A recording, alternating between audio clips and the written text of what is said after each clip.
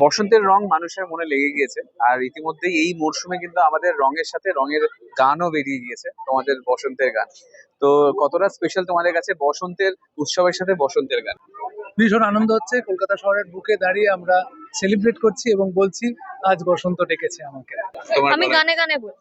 গানে গানেই বলো। হ্যাঁ, আজ বসন্ত ডেকেছে আমাকে, আজ বসন্ত ডেকেছে আমাকে। একটা বিষয় জানতে চাইবো যে বসন্তের রং যেমন নিজের মনে লাগা, তার সাথে তোমরা নিজেরা ব্যক্তিগতভাবে রং নিয়ে রং খেলতে কত ভালোবাসো?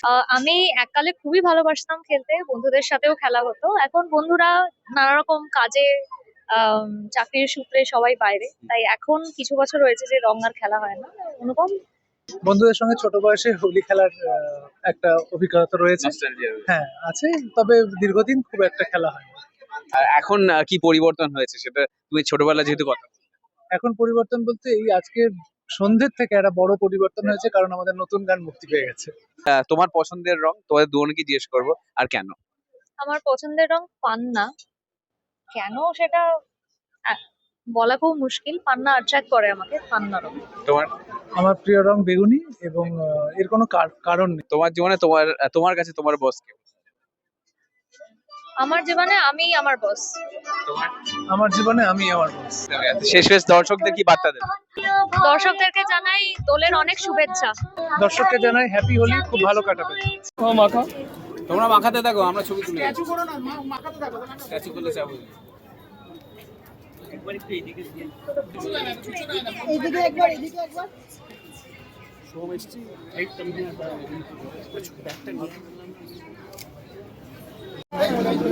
একটু পিছিয়ে যান না, ম্যাডাম, একটু পিছিয়ে আসুন।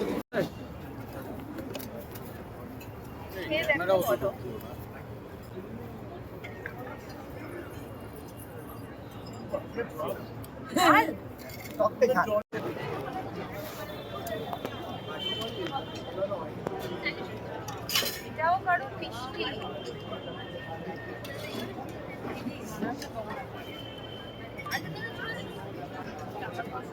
এটা কেমন স্যার? না না না, এটা খান না। এটা অনুপমেরই কপালে যাচ্ছে। ঝাল তো আরে ওনাদের দিন। ওনাকে ঝাল ছাড়া, আর আমাদের দুজনকে ঝাল। আপনি তো ঝাল নেই, টকটা আপনার ঝাল। আমাকে আলুতে ঝাল দিয়ে দিন। আপনার দেওয়া। কেমন তোমার মিষ্টি ফুচকাটা? হ্যাঁ, বাড়ি একটা করে আছে।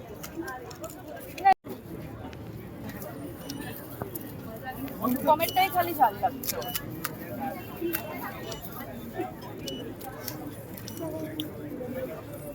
ঠিক আছে স্যার, ঠিক আছে। আপনি